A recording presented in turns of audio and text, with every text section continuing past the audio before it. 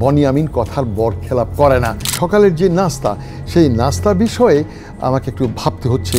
জামাতে ইসলাম আসুক এটা বলছি না, নানাভাবে চক্রান্তের শিকার আমি হতে পারি। এই ডাকসুতে ছাত্র শিবির যতদিন ক্ষমতায় আছে, আমি প্রতি বছর 2 জন ছাত্রকে 100% স্পন্সরে আমি অস্ট্রেলিয়াতে পড়তে নিয়ে যাব। আমি এখনও অস্বীকার করছি না, হুইচ ইজ আন্ডার প্রসেস, কিন্তু এখনও প্রসেসে আছে। তবে ক্রাইটেরিয়া যেটা, এই ক্রাইটেরিয়া তো আপনাকে পালন করতে হবে।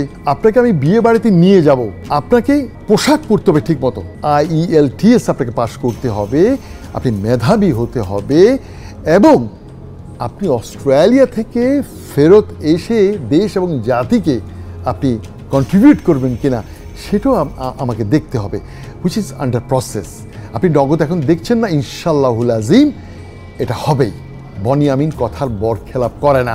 এবং আমি এর পরেও ডাকসুতে যখন ছাত্র শিবির জিতেছিল, আমি তখন ফেসবুক পোস্টে বলেছিলাম যে IELTS-এ তাদের 7.5 অথবা 7 তাদের পেতে হবে, মেধাবী হতে হবে, এবং ডাকসুর যেই কমিটি, যে নির্বাচিত কমিটি, তাদেরও রিকমেন্ডেশন লাগবে।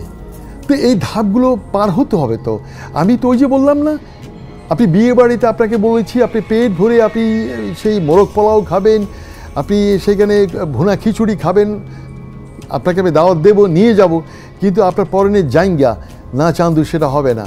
আপনি প্রপার শার্ট এবং প্যান্ট আপনার পরিহিত থাকতে হবে, কন্ডিশন ফিল করতে হবে, তারপর আপনাকে আমি নিয়ে যাব। আর যেই সকালের যে নাস্তা, সেই নাস্তা বিষয়ে আমাকে একটু ভাবতে হচ্ছে। যদিও আমি তখন আবেগে এই জিনিসটা আমি ঘোষণা দিয়েছিলাম, কিন্তু নানাভাবে চক্রান্তের শিকার আমি হতে পারি। সেই খাওয়াতে অন্য কিছু মিশিয়ে কয়েকটি ছাত্র মৃত্যু ঘটিয়ে দিলে বনিয়ামিনের কাঁধে সেই দায়টা এসে পড়বে। আর সেই জন্য আমি চাইছি রাষ্ট্রীয় ক্ষমতায় জামাতে ইসলাম আসুক এটা বলছি না, জামাতে ইসলাম বান্ধব সরকার যেদিন ক্ষমতায় আসবে, বনিয়ামিন যেই ওয়াদা করেছে সকালের নাস্তা 2টি ক্যান্টিনে, সেটা বনিয়ামিন করবেই। কারণ তখন খাওয়াতে বিষ মেশানো এত ইজি হবে না।